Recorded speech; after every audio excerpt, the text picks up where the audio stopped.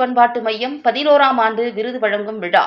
உலக தமிழ் பண்பாட்டு மையத்தின் 11ஆம் ஆண்டு தமிழறிஞர்களுக்கான விருது வழங்கும் விழா மற்றும் நூல் வெளியீட்டு விழா இன்று டாக்டர் NGP கலையரங்கில் நடைபெற்றது.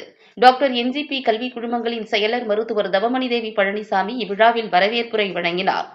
மருத்துவர் ரேஷ்மி ராமநாதனின் உடலியல் நடைமுறை கையேட்டு நூலை உலக தமிழ் பண்பாட்டு மையத்தின் தலைவர் மருத்துவர் நல்ல பழனிசாமி வெளியிட்டு தலைமை உரை வழங்கினார். விருது பெறுபவர்கள் பற்றி பத்மஸ்ரீ சிற்பி பாலசுப்ரமணியம் அறிமுக உரையாற்றினார். வேலம்மாள் கல்வி MB முத்துராமலிங்கம் அறக்கட்டளையின் தலைவர் விருதுகள் வழங்கி சிறப்புரையாற்றினார்.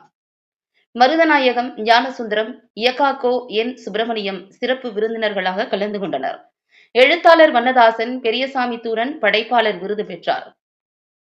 பாண்டுரங்கன் உவேச தமிழறிஞர் விருதும், வெங்கடேஸ்வரன் டாக்டர் நல்ல பழனிசாமி ஆகியோர் பிற துறை தமிழ் தொண்டர் விருதும் பெற்றனர்.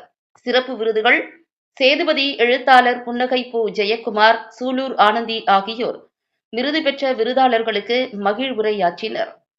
பேச்சாளர் பாரதி பாஸ்கர் வாழ்த்துரை வழங்கினார். உலக தமிழ் பண்பாட்டு மையத்தின் மதியுரைஞர் முத்துசாமி நன்றியுரை ஆற்றினார்.